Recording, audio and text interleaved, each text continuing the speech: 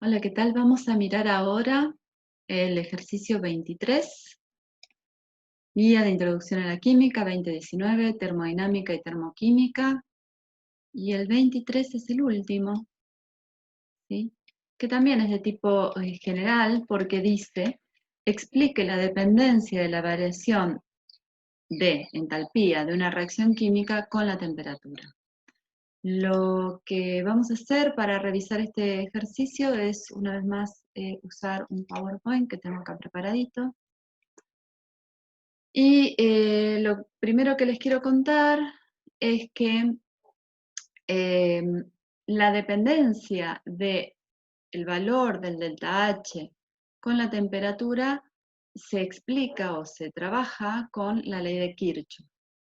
La idea sería la siguiente: yo tengo una reacción, por ejemplo, esta es la combustión del metano, y sé que esta reacción es una reacción exotérmica porque tiene un delta H negativo, y se liberan en esta reacción 890 kilojoules.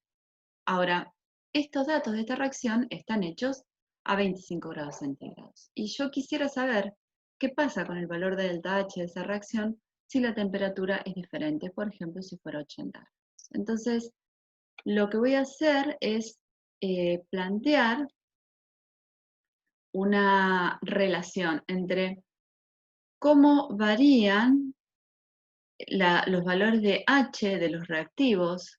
Por eso acá dibujé la entalpía en función de la temperatura. En amarillo están marcados los valores de H de los reactivos y en celeste están marcados los valores de H de los productos.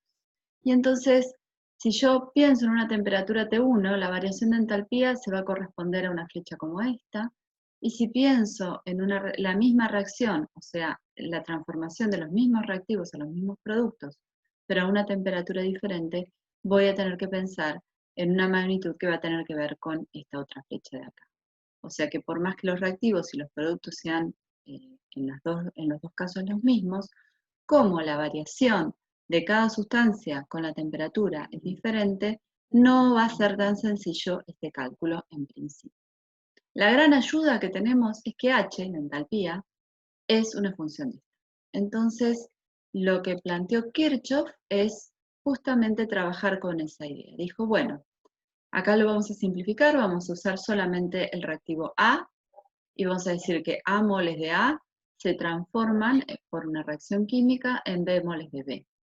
Y esto ocurre a una sola temperatura, la temperatura T1, y la cantidad de entalpía vinculada a ese proceso es delta H1. Y lo que pensamos cuando hablamos de que la entalpía es una función de estado es que si yo voy desde este estado inicial a este estado final por el valor que corresponde a esta flecha, que sería delta H1, sería lo mismo que si yo usara un camino alternativo. ¿Cuál sería, por ejemplo, decir, bueno, agarro A moles de A y lo llevo a una temperatura T2 diferente, y al cambio de entalpía asociado a ese cambio de temperatura le voy a llamar delta HA. Después hago la reacción química a esa segunda temperatura y después agarro los B moles de B, que son mi producto, que están a una temperatura T2, y los vuelvo a llevar a B moles de B, pero a una temperatura T1, y el proceso ese va a generar un cambio de entalpía de delta HB. Entonces, si H es una función de estado, hacer este camino o hacer este camino tiene que dar lo mismo. Y entonces escribo que delta H1 va a ser igual a la combinación de las otras tres etapas. Delta HA más delta H2 más delta HP. Bien, ¿cómo sería el cálculo de cada una de estas etapas? Bueno, ahí vamos a usar lo que sabemos de calorimetría. Pero vamos a tener que pensar en dos suposiciones. Por un lado, que ni A ni B cambian su estado de agregación en esta reacción química. O sea que las temperaturas con las que estoy trabajando no implican cambios de estado.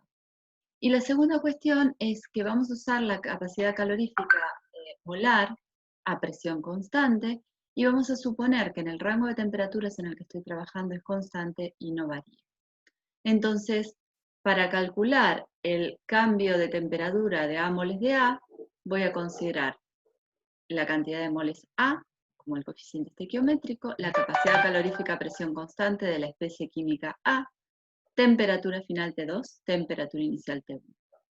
Después voy a hacer el delta H de reacción a la temperatura T2, y para el tercer término, que será el delta HB, voy a decir que tengo que usar los moles, B moles de B, que es el coeficiente estequiométrico, la capacidad calorífica molar a presión constante de la sustancia B, y acá la variación de temperatura va a ser la temperatura final T1 y la temperatura inicial T2. Fíjense que entre estos dos términos, el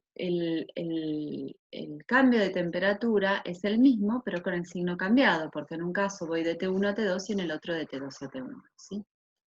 Teniendo eso en cuenta, voy a poder reordenar los términos, ¿sí? Entonces voy a poder escribir que la variación de entalpía para la reacción química a la temperatura T1 va a tener los tres términos de esta manera. Haciendo este reordenamiento, considerando los cambios de las temperaturas T1 y T2, que las voy a escribir como delta T, y considerando en esta delta Cp las capacidades caloríficas a presión constante de productos por su coeficiente estequiométrico menos los reactivos por su coeficiente estequiométrico, voy a poder escribir que el cambio en el delta H de una reacción química va a ser igual a ese valor de delta Cp por el cambio de temperatura. Si ustedes van a algunos libros, van a encontrar la ley de Kirchhoff escrita de otra manera, que es mediante diferenciales, que me está diciendo que la variación del delta H con la temperatura está directamente relacionado a las variaciones de las capacidades caloríficas molares a presión constante de reactivos y productos. En este caso yo la deducción la hice para A que da B, para A moles de A que da B moles de B, pero si hubiera más sustancias involucradas como reactivos o como productos, directamente se incluyen en este término delta Cp. Bueno, si les queda alguna duda o quieren preguntar alguna otra cosa respecto de este ejercicio, me pueden preguntar por el foro de termodinámica en cátedras virtuales o por el grupo de Facebook. Nos vemos en el próximo video.